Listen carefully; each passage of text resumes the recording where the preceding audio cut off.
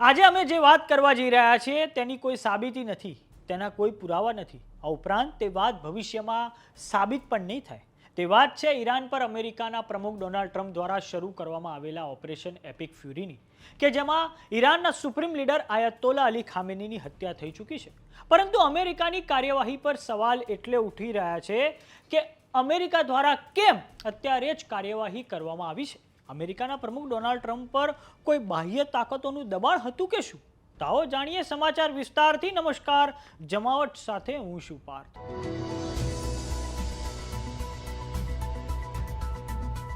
પશ્ચિમ એશિયામાં યુદ્ધ ભયંકર રીતે વિસ્તરી રહ્યું છે. યુએસએ દ્વારા હવે જાહેરાત કરવામાં આવી છે કે ઈરાનના એર સ્પેસ પર તેમનો સંપૂર્ણ કબજો છે. ત્યારે અનેક સવાલો અમેરિકાની કાર્યવાહીને લઈને ઉઠી રહ્યા છે, કેમ કે જે ડોનાલ્ડ ટ્રમ્પ તેમના રાષ્ટ્રપતિ પદે ચૂંટણી પ્રચારમાં પૂર્વ પ્રમુખ બુશના અફઘાનિસ્તાન અને ઈરાક આક્રમણની ઠેકડી ઉડાવતા હતા, તે જ ડોનાલ્ડ ટ્રમ્પે ઈરાન પર આક્રમણ કરી દીધું. તે પણ એવા સમયે કે જ્યારે ઈરાન અને અમેરિકા વચ્ચે પરમાણુ કરારોને લઈને વાર્તાલાપ ખૂબ આગળ વધી ગયો હતો.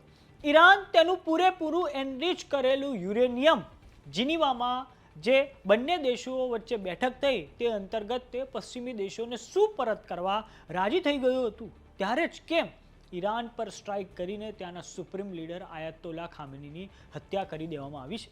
અને આ માટે જે ચર્ચા ચાલી રહી છે તેના પુરાવા કોઈની પાસે નથી. સાથે જ આ સત્ય ક્યારેય બહાર પણ નહીં આવે. પરંતુ અમેરિકાના ઈરાન આક્રમણ પાછળ યુએસના શોષણકારી અને દલાલ જેફરી એપ્સ્ટીન સંબંધિત દસ્તાવેજોની ચર્ચા ચાલી રહી છે.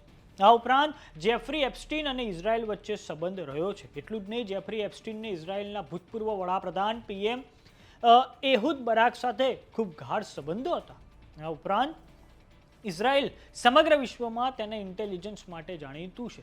ત્યારે ઇઝરાયલના વડાપ્રધાન બેન્જામિન નેતાન્યાહુ પાસે અમેરિકાના પ્રમુખ ડોનાલ્ડ ટ્રમ્પના એવા કોઈ એપ્સ્ટીન સંબંધિત દસ્તાવેજો હોઈ શકે તેવી સંભાવના પણ પૂરેપૂરી છે. જેના કારણે યુએસ દ્વારા માત્ર 47 કિલોમીટર લાંબી એક ગાઝા પટ્ટીમાં શરૂ થયેલા યુદ્ધમાં તે કૂદી પડ્યું છે અને આજે સમગ્ર દુનિયા ત્રીજા વિશ્વયુદ્ધના દરવાજે ઊભી છે. આ વાત માટે કોઈ પુરાવા નથી અને કોઈ સત્ય આ વિશે બહાર આવે એવું પણ નથી.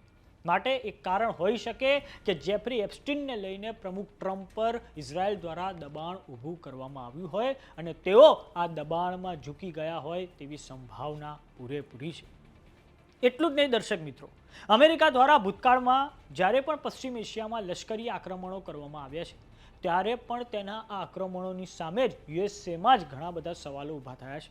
જેમ કે 2003માં અમેરિકા દ્વારા ઓપરેશન ઇરાકી ફ્રીડમ અંતર્ગત ઈરાકમાં ખૂબ મોટા પાયે લશ્કરી આક્રમણ કરી દેવામાં આવ્યું અને તે સમયે જે બુશનું તંત્ર છે તેમના દ્વારા એવું કહેવામાં આવ્યું હતું કે ઈરાકના જે પૂર્વ સરમુખત્યાર છે તેમની પાસે, એટલે કે સદ્દામ હુસેન પાસે વેપન્સ ઓફ માસ ડિસ્ટ્રક્શન એટલે કે WMD છે અને તેને ખત્મ કરવા જરૂરી છે. પરંતુ જ્યારે ઈરાક પર અમેરિકાએ આક્રમણ કરી દીધું અને ઈરાક પર જ્યારે સંપૂર્ણ કબજો અમેરિકા અને પશ્ચિમી દેશો દ્વારા કરી લેવામાં આવ્યો ત્યારે કોઈ પણ પ્રકારના વેપન્સ ઓફ માસ ડિસ્ટ્રક્શન એટલે કે WMD નહોતા મળી આવ્યા.